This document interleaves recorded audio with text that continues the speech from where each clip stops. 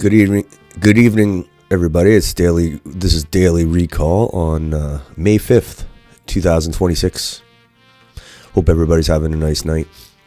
It's kind of hard to have a nice night when you got the gas prices are skyrocketing. For a while, they were at like 176 for a few days. And then last night, it jumped up to 191. And I was looking at, I was looking at Gas Buddy, this app, and where is it here? And it was only one gas station, so I thought maybe, okay, it could have been an error. So I called the one gas station. I said, hey, what's your gas price? And it was the Indian dude on the phone. He's like, oh, it's very high, very high. So yeah, I was like, damn, that's like a big jump, like 15-cent jump. And then over the course of today, it went from 191 to 191.9, so almost another penny added today. So 16 cents over the last 2 days. It's horrible. Like, people are going to be so broke. Even at the supermarket, I go in the supermarket, the last few days I've noticed items have jumped in price, certain like items that I regularly buy, so I noticed. And airlines are going bankrupt and canceling flights. Luckily, if the Indian National Airlines running out of gas, but I'm sure there's lots of other flights coming out of India. But yeah, it's chaos. And we'll see if it goes up more. Like, we're almost at record levels. The last time I think it got this high was during when the Ukraine war started. But if they keep going higher, we're screwed. It's going to show up in like supermarket prices and all sorts of other goods and services. So yeah, we're feeling the pain. It's going to be a rough summer, cruel summer, because the summer driving season hasn't even started yet. It's usually May 2-4 weekend, which is a couple weeks. So yeah, hopefully it doesn't go. And Carney cut 10 cents off the tax, so if he didn't do that, it would have been at $2.01, almost $2.02 a liter. So it's like he knew, because the reason the gas is going up is because this whole thing in Iran, they're blockading the strait there where all the oil is supposed to come out, and a lot of refineries have been destroyed and disrupted, and so everybody's, I think, the news and not reporting the full picture, because we're getting shocked here with the gas prices. So, and then they say the farmers are having problem getting fertilizer or paying more for fertilizer. So it's going to be a crazy summer. And so that's a big thing for me. I mean, for people in Sarnia and Ontario, and I don't know. I just know Sarnia. This is high for Sarnia.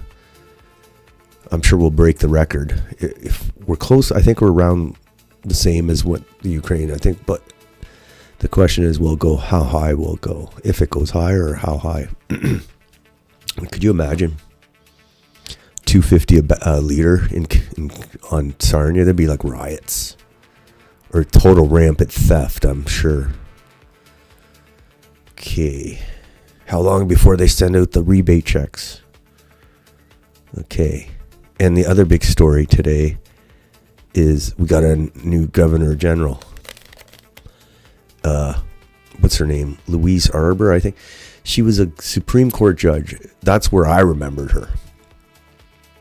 Where is she? That's where I remembered her.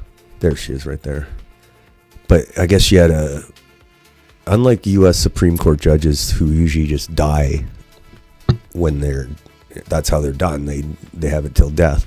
or lifetime position. In Canada, they don't. And she had a big gig after at the UN, the migration something, UN Migration Pact, whatever. She's really into the migration, which is horrible. I didn't know this about her. I thought she was just a judge. But she's really pushing the mass migration with the UN. So, I mean, it's a ceremonial position. It's no political power, but still, she's got I'm sure she'll exert her influence on the culture, promote her mass immigration. Century initiative, fill the country up. Okay. Just trying to see where my start of the day is here. Anyway, let's start here. Lots of reaction to the Governor General, Louis Arbour. So, like, I think the consensus is like, well, a lot of people are complaining about mass immigration. So what does Carney do? He puts this Governor General who's totally mass immigration, pushing the mass immigration as the Governor General. So it's kind of like a middle finger to us, to people who oppose mass immigration. Kind of like a middle finger. That's kind of the reaction to this appointment. All right, so we're just gonna see this. Louise Arbour, Special Representative for International Migration. Perfect. Just what we need for the head of state of Canada. She's technically the head of state. Yeah. So it's Carney's like, he didn't pick a Canadian nationalist, of course. I'm a little conflicted, like, about the Governor General position. If they're promoting Canada and not all this nonsense, she's like into the woke stuff too. She denigrated the Canadian Army, white boys in the Canadian Army. You know, if you have a good Governor General who promotes Canada and is not a woke globalist who wants to fill Canada up with millions and millions of Indians and Africans, then a Governor General is good to have. So but if it's one of these, like every Governor General we get in the last few times has been this woke DEI candidates. It's horrible. That's why I want to get rid of the position. But if they had somebody that would actually do the job to promote Canada, then I wouldn't want to get rid of it. Let's see what she says here. Hold on. The populist and national. She's very vocal on migration. Months and years, there has been a rise of the populist and nationalist sentiment in Western Europe and in the United States, with parties coming to power or rising with a strong anti-migrant platform. Isn't that a proof, or doesn't that show that migration is seen in many of these countries as primarily a threat, but not as an opportunity? In fact, I think there is a real challenge in confronting a perception that is at times completely hostile to this entire enterprise. This is the reality. The more optimistic view is that this perception is demonstrably misguided, and the actual reality, an evidence-based approach to migration, yields a very different picture. Yes. Not one that is not without challenges, but one that is overwhelmingly a much, much more positive story. Yeah. We don't have a lot of time. This process will be negotiated in the next 6 months. The Global Compact is to be adopted by the end of this year. And so there's no doubt it's going to take considerable political leadership and therefore political courage for decision makers to push back against mythology, stereotypes, negative attitudes that are completely disconnected, not only from reality, but from the very best interest of a lot of these people whose attitude today makes them walk into a wall.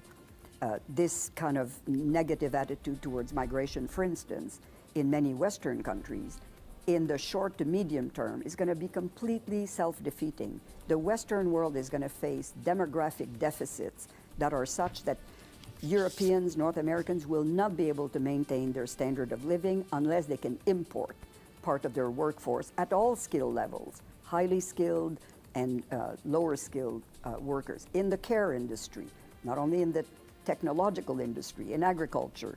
So to better manage that is in everybody's interest, rather than to continue, in a sense, to tolerate, if not encourage, a lot of irregular migration that feeds into the informal economy, make government appear not to have control of their borders, and then fuel even more negative stereotypes. Basically, she's saying, oh, that's horrible. She's basically saying immigration's awesome. Whoever thinks it's bad doesn't know what they're talking about. And if we don't have this immigration, our standard of living is going to fall. And what else did she say? Oh my gosh, she just had everything. But she basically said, we don't know what we're talking about. If you oppose mass immigration, you don't know what you're talking about. How about the court? Better manage that is in everybody's interest. And she said, and if we don't let all these migrants in, they're just going to come in illegally. So it's better to do it legally, and that way we're in control of it. Like, I don't know when this was done. Like, looks like a few years ago, like just before COVID, maybe. But you know, she hasn't changed her tune. She's basically saying all this, like, just shut up, peasants. Take your immigrants. You'll take the Indians and you'll like it. So that's a basic reaction today. Is new Governor General appointee is a pro-mass migration activist. Not just pro-mass migration, but an activist for mass migration. All right. Let's see what this video. And then you got to come back, and you're now rattled. Wait, how long you're is shaken this? up. No, Let's save the bleeding heart for somebody else. it's too long, this video. Okay. But that's a general reaction I seen today to her, is that she's a crazy mass migration activist. And it's like she says the standard of living would drop unless we took millions of Indians and Africans. And as far as I'm concerned, it has dropped after we took them, because you have trouble accessing healthcare, housing, schools are under pressure, crime, social services, just budgets. And, you know, there's an endless stream of them coming. The more, generous you are and welcoming, as like she wants us to be. So our standard of living has dropped. Now, her standard of living and the elites of our country might have risen because they make more money. There are more customers for them, for their companies, and more, their assets rise in value, all their real estate and all that. So their standard of living is doing great. But they probably don't have to live with a bunch of Indians and Africans. We're the ones who have to live with them. Okay. So yeah, she's probably done well these last few years. And she's like, I don't know why is everybody complaining? This whole mass immigration thing's worked out great for me. That's basically the attitude she has. She's just one of these elites. All right. Here's Andy Lee, Canada's new Governor General. I am aware of the fear that an influx of foreigners will transform our social fabric in an undesirable way. But the reality is that our social fabric is changing anyway. So there's this argument, her argument. It's like, if we don't take in these immigrants, they're going to come anyway. So like, she's basically saying it's inevitable. Maybe it is. I don't know. Doesn't mean not to like it. Might be inevitable. I don't think it is. Transform our social fabric of the fear that an influx of foreigners. She's not afraid because she don't want to live with them. Of the fear that an influx of foreigners will Out transform of our touch. social fabric in an undesirable way. But the reality is that our social fabric is changing anyway in this increasingly interconnected world. Yeah. I am So basically, aware that's of the another fear. argument they use. The pro-mass immigration. They said you can't stop it. It's going to happen. That's basically what they say to you. So just shut up. That's what they tell you. But I mean, you got to try. Got to try. It's worth a try, man. But that's what they do to try and shut you up. They say it's changing anyway, so get with the flow, man. Like they basically make you feel like a Luddite who, you know, resistant to change and all that. It's kind of a psychological trick these elites like to use on. Yeah. All right, here's another one.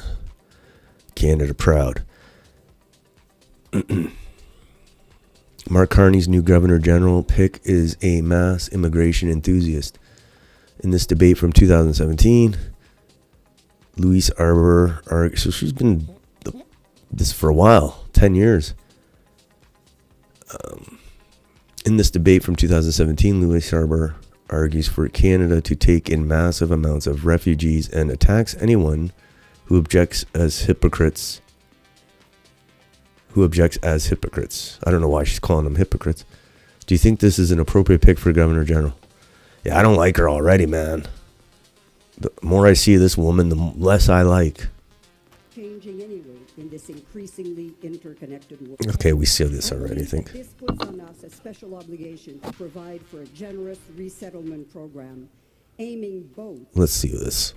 I believe that this puts on us a special obligation to provide for a generous resettlement program aiming both at welcoming refugees and at easing the burden on states who are struggling to live up to their international obligations.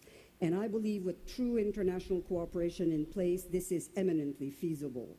And we should do it the smart way by ensuring that asylum seekers can travel safely to places of refuge, thereby undercutting the smugglers, and by deploying extraordinary resources to meet this.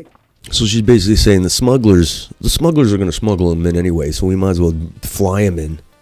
Extraordinary challenge. I am aware of the fear that an influx of foreigners will transform our social fabric in an undesirable way. But the reality is that our social fabric is changing anyway. It's changing anyway. In an interconnected world. We have a choice.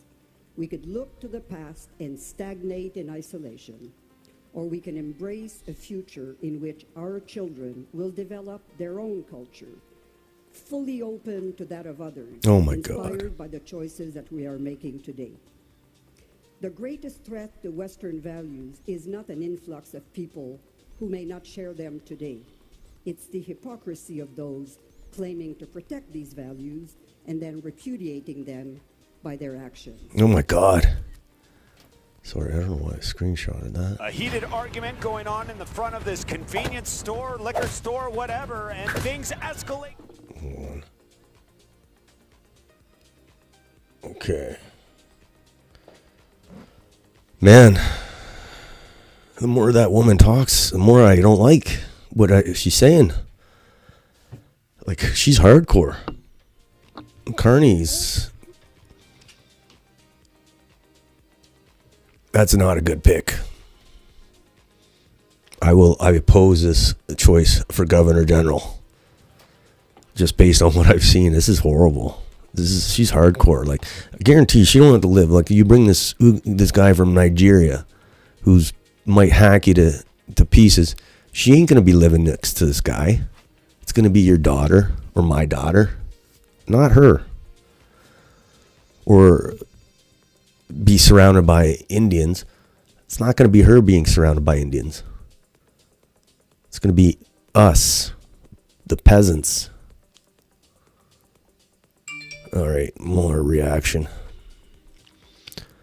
Here's another thing Oh, God. In Canada. I like how they say, Canada's anti-Semitism crisis continues to grow. I'm like, whatever, man. I'm just sick of that, too. It's like, we have an Indian crisis in Canada and an Indian and African crisis. When I say that, I mean endless supply coming. That's a crisis. That's the crisis I have to deal with every day. I can't even leave the house without running into them. So the anti-Semitism thing, maybe it's a problem for the Jewish groups, of course, but it's not a Canada problem. Like, you guys have your issues to deal with. Maybe don't do wars and bomb children and promote mass immigration. So that's my take on that. We have an Indian problem, not a mass immigration problem. Look at this woman. There she is again. I just don't like the look at her at all. And when she speaks, I don't like what she... Her speaking is even worse. Okay. Here's some more reaction. So this is in 2018, this interview we were watching at the start. That's what I thought. Europeans and North Americans can't maintain their standard of living without importing their workforce. So, yeah, our standard of living's gone to shit since we imported all these people. So I don't want to hear anything from this woman. Literally. Maybe their standard of living's gone up. Their stocks and real estate have gone up, but our standard of living have gone down quite a bit. Here's another reaction. Ryan Garrettson. This is the new Governor General of Canada. Just like Carney. Just like Carney, she also worked at the UN. We are a captured country. Do you notice the pin she's wearing? Yeah, she's wearing that retarded UN pin. Like, total globalist UN mass migration person as the Governor General. Head of State of Canada. It's like a big FU to the nationalist crowd. Every Governor General, they're just woke DEI retards. She's not DEI, I guess, because she was a Supreme Court judge, but she likes them. Okay. Here's another thing. She attacked the military. And you know, now the Canadian military is retarded and no real soldiers want to join it. When did she say this? Prime Minister Mark Carney's pick to become Canada's next Governor General disparaged Canadian soldiers as white boys who like guns. Well, you know, that's usually what a soldier is. Someone who likes guns, but don't like women or anybody who doesn't look like them, in a 2022 interview. So she said that in 2022, and then you wonder why they don't recruit. They can't recruit white males who are generally the best soldiers.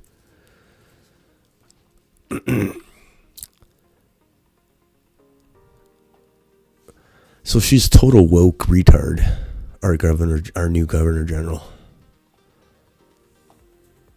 So, soldiers are white boys who like guns and don't like women while overseeing an inquiry into the Canadian... So she was overseeing an inquiry into the Canadian Armed Forces. I didn't know that. So she just gets worse, this one. Literally on every topic. Canadian military. She's the head of state. She's slagging the Canadian military. That... You know, that's bad. That's very horrible for, like, recruiting purposes. Look at your head of state. Like, if you're a white Canadian. I know it's only symbolic, but she is the head of state. And she's saying this about white soldiers. Why would you join?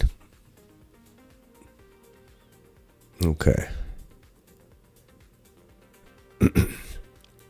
Daniel Thierry. This is how Canada's leaders talk about Canada's brave sons willing to put their lives on the line to protect protect our country. And then they're shocked when recruitment tanks. Then they use tanking recruitment to justify recruiting foreign mercenaries. Not a serious country. So yeah, they say, oh, we can't do recruiting, so we're going to have to let in foreigners into the army. Because of retards like Louise Arbour. Not just her, but a lot of them. But now she's the Governor General. It's ridiculous. Look at this. She makes me disgusted. All right. So here it is. She previously served as Supreme Court Justice as well as in various positions at the UN, including as their special representative for international migration. Yeah, she's going to have her fucking fingers all over this immigration policy. She's not going to sit back and be a airport greeter. All right. Here's John Carter. Behold, another clear sign of the pivot. Canada's Laurentian elite have realized that replacement migration is an economic, cultural, and political disaster, generating threats to their power from an outraged Canadian populace and the rising tide of color they imported. As a signal of Carney's intent to reorient Canada towards nativism, he has appointed a woman who has spent her career advocating for open borders with the third world to the highest ceremonial office in the land. So he's obviously being sarcastic, John Carter. He's saying, even though people are pissed off about letting in hordes of people from Africa and India, we're just going to appoint the most pro-migration person we can find as Governor General. Like, it's a big middle finger to Canadians. It's crazy. All right. Meanwhile, the polls, new polls keep showing the Liberals with a huge lead, I guess, if there was an election. Let's see what he says here. Our media is completely captured. Now let's talk about this poll that just came out. Yes, this poll just came out showing 216 seats for the Liberals and That's 96 crazy. for the Conservatives.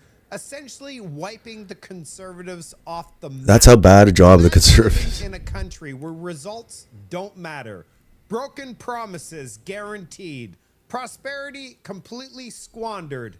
Media captured. Like, our media is completely captured. Committees shut down. 30-year ban on discussing any of the information. Transcripts are all ripped up. You're never going to see those. A majority straight up stolen from the voters. Yet the entire country votes for more of this. Yep. Like, this whole thing does not make any sense. Either there's something seriously wrong with the polling data, or there's something seriously wrong with Canadians. Yep. 11 straight years of Canada's decline was clearly not enough. Canadians need a whole lot more pain in order to wake up. Yeah, let's talk about it's a $1 million question. What the hell are Canadians at? All right, here's what John Carter says.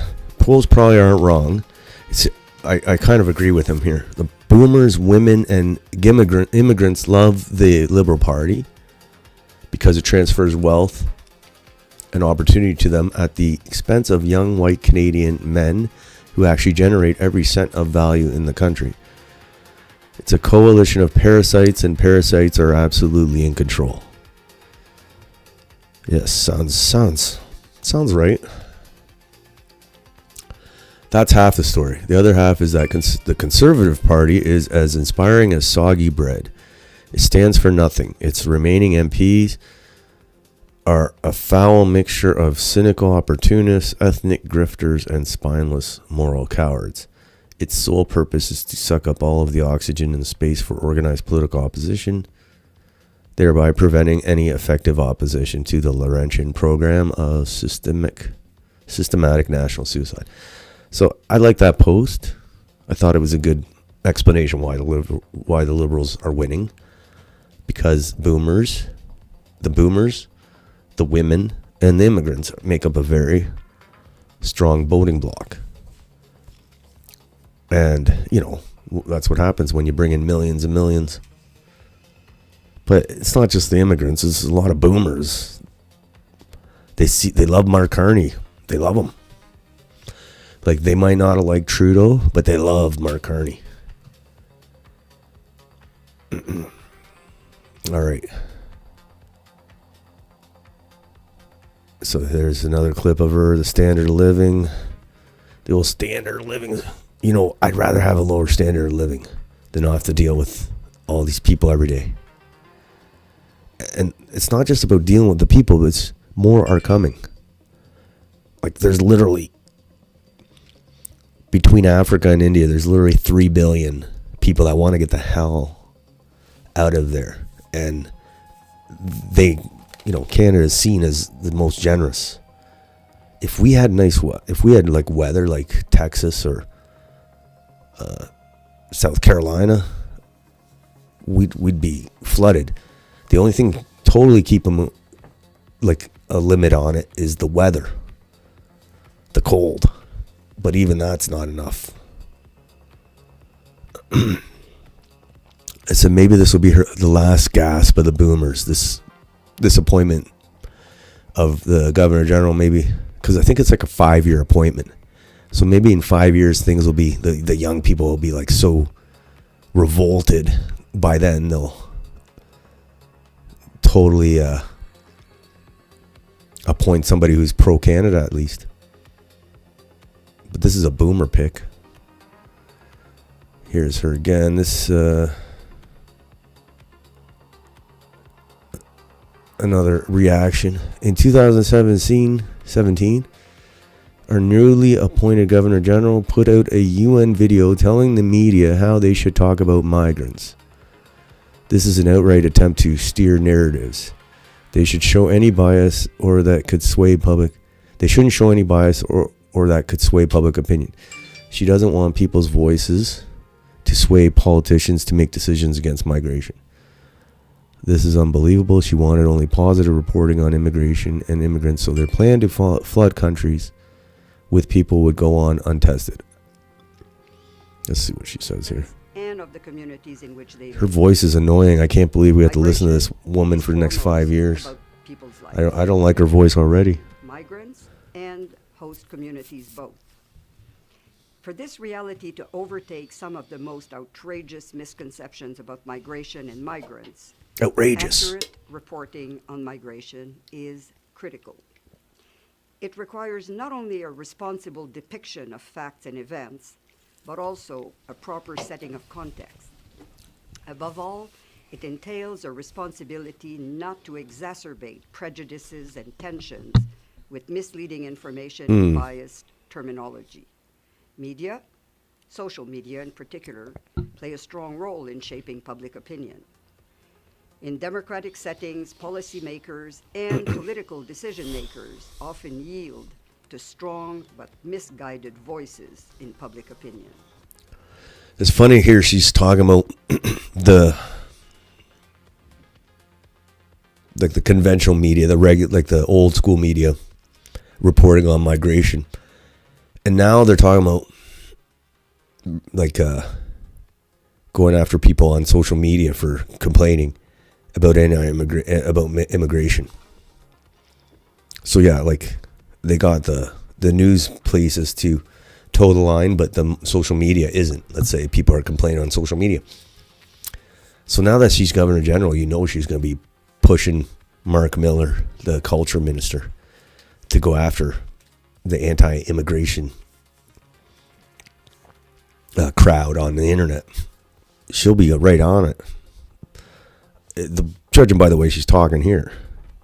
Responsible reporting should include the perspective of the migrants and of the communities in which they live. You don't think she's going to want to crack down? About people's lives. Properly understood and conveyed, their stories are complex, nuanced, and deeply personal. And the broader context matters as well. Now, dear colleagues and friends, I want to encourage you to see the United Nations as your partner in enriching a fact-based narrative on migration. And this starts with a warning about the use of language. Not always innocent at the outset, there has been a rise in the widespread use in media and in everyday conversation of demeaning language to describe migrants. Terms such as illegal or criminal to refer to a migrant. Yeah, we can't call them that. Refer to their legal status, but are of course pejorative and very often inaccurate. Or again, the term economic migrant, ostensibly to distinguish from refugee, but again used pejoratively to refer to someone less deserving of welcome. What can we call them? And finally, disaster imagery to describe migration, such as swarms, invasions, Flooding. floods, Ah. hordes. Even when innocently used, all those serve to pollute public opinion. Pollute. A continued attachment to negative labels to migrants leads to harmful and insurmountable stereotyping. It's often accompanied by political calls to restrict or halt. So anyway, we got this crazy woman as Governor General. This is horrible. First we get the gas increase, then we got this. Okay. This is horrible. This is worse than I thought. No wonder people are reacting like they are to this one. All right. Next, Mark Carney says how he plans to stop Alberta independence. Let's see what he says here. Discussion today. Follow up. Alberta separatists say they have more than 300,000 signatures to potentially trigger a referendum vote. What will you do to stop that referendum from winning? Well, there's a couple of things. One is there's, again, keeping with the discussion today, there's the rule of law, there's the Clarity Act, which has been opined upon by the Supreme Court. Not at the same time when Madame Arbour was sitting on the Supreme Court, but has been the judgment passed there, and any referenda in any part of Canada need to be consistent with that. As you know as well, there's a judicial, you may know, there's a judicial challenge separately but relatedly by Indigenous nations in Alberta regarding the question. So those processes have to be followed through. But if you bring it into, so I'm observing that because of the solemnity of the moment that we're observing today and celebrating today. But if you bring it into my day-to-day responsibilities and those of the government, it's to continue to act as we have from the start, which is in the spirit of cooperative federalism, making the country work, making it work for Albertans, making it work for Indigenous peoples, making it work for all Canadians. Thank you. So he didn't really say anything. Follow up. Alberta separatists. It's kind of a misleading post here because they asked him, how are you going to stop them from winning? He didn't are you going to stop the referendum, stop Alberta independence? He just stopped them from winning or keep them from winning. So, I mean, it was a fair question, I guess. But he didn't really give an answer. He just said, we're going to show them how great Canada is. We got this new pro-migration Governor General to lead the excitement over Canada. They'll just want to stay with us. All right. And here's videos going out of Indians making videos of their babies getting U.S. passport. It's a big thing in India to show off the passport. How many of them got here in Canada like that? Baby passport. U.S. and Canada are the only countries in the West that offer unrestricted birthright citizenship. Right. And they're taking full advantage of it. Even like BC, they say all the hospital maternity wards are Indians who basically flew in for a few months. We got to change that. I don't think Louise Arbour wants to change that. All right. Here's Danielle Smith really the only politician who's actually trying to appeal to like Canadians, not immigrants or pander to ethnic groups. I don't know if she actually means it, but she's trying to look like she's on the side of Canadians. Because there's another one here. Here's, she's talking about youth jobs, youth unemployment. Yeah, misleading. I thought it was small when I came in. Huge. Yeah. Hey, how are you guys doing? This is family. And they're also my nieces. Oh, awesome. Like, I think she understands people are upset about mass immigration, but Including the yard staff.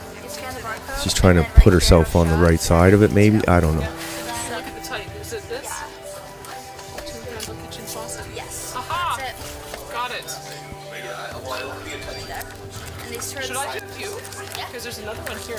Yeah. So should I try to get all of them, or does it matter? Are you just using this as a... Okay, you get the picture here. And then...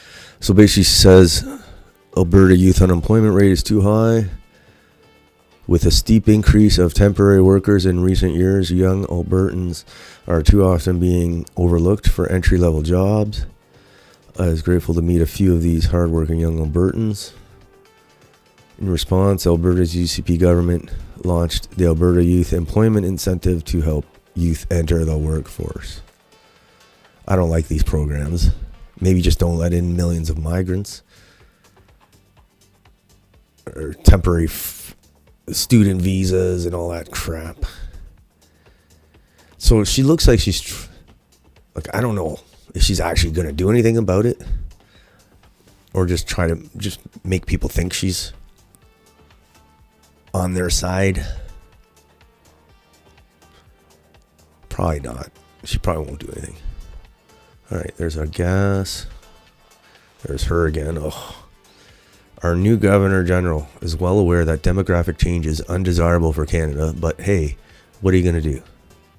This defeatist attitude is a disgrace. So basically he's saying like how she said they're going to come anyway, so we might as well take them. Fear that an influx of foreigners will... I am aware of the fear that an influx of foreigners will transform our social fabric in an undesirable way. But the reality is that our social fabric is changing anyway. They're coming anyway. In this increasingly interconnected world. Very defeatist. I am aware. Very defeatist. She's basically saying that it's a weird argument, because at first she's saying how awesome, like, we need these guys to keep our standard of living, and then she's saying, oh, it might be bad, but they're going to come anyway, so we might as well manage it. Like, she's, for a judge, she seems very incoherent. She sounds like a cultist. All right. Look at her. I don't like her at all. 5 years of this, man. At least that other one, Mary Simon, she didn't talk like this. She didn't talk much at all. She just spent money, but at least we didn't have to listen to this. All right, this is so it's basically a lot of reaction to this woman. She's very basically the opposite of what. It's a big middle finger, I think, from Mark Carney to Canadian nationalism. Louise Arbour's only real legacy, according to Pascal Engelhardt, is pushing mass migration into the West as UN Special Rep for International Migration. She championed the Global Compact, dismissed public concerns as self-defeating, and backed endless inflows while ignoring the strain on housing, wages, culture, and social cohesion. Yeah. She's so out of touch. Like, she was on the Supreme Court, and then the UN, she got all the chauffeurs and all that pampering, hotels, conferences, all expense paid. She's totally out of touch. Look at this one. Oh my God. All right. Your new Governor General. It's no coincidence that these individuals are being installed within our government. It's also no doubt that she played a role in Canada being flooded with millions of immigrants over the last many years. Yeah, she definitely advised Trudeau, probably. Like, she was at the UN for migration. I'm pretty sure she was in Trudeau's ear because he did exactly what she wanted. Like, the stuff was pushing for 2018, 10 years ago, a little less than 10 years or whatever, came to fruition. Okay. This will be the last one of the night. Dakota Jeffrey Petts. I just want to make sure I've got this right. His Majesty's new Canadian Viceroy is a woman that loves mass migration, opposes deportations, denigrated heritage Canadians in the Canadian Armed Forces as basically being violent and misogynistic, and was a Supreme Court judge. And it's not a joke. Yes, it's not a joke. She's just horrible. Pretty well the worst pick we could get if you're a Canadian pro-Canada nationalist, anti-mass immigration Canadian. It's pretty well the worst pick. It's pretty well the worst pick you could get. It's pretty horrible. But, you know, I mean, like I said, it's just a ceremonial position, but it's the message and the vibe is get on board with the mass migration, or, you know, too bad. So, and it's not just her. It's people in the cabinet, people in the MPs, it's government bureaucrats. They're going to put people that think like her into all these positions. So, yeah. Well, see how that works out. Anyway, that was the big thing today, I guess. The Governor General and the gas prices. So, we'll see what things... we'll be back May 6th. I think May 8th. Friday, May 8th. We'll see what else totally horrible happens to Canada by then. Yeah, this is a horrible pick. I couldn't pick like a worse person than this at this juncture in Canada's history. Couldn't pick a worse Governor General in this context. But we did. All right. Yeah, until Friday. Have a nice day. Walk, maybe. Have a nice night. Walk, maybe. Save some gas. All right. We'll see you then.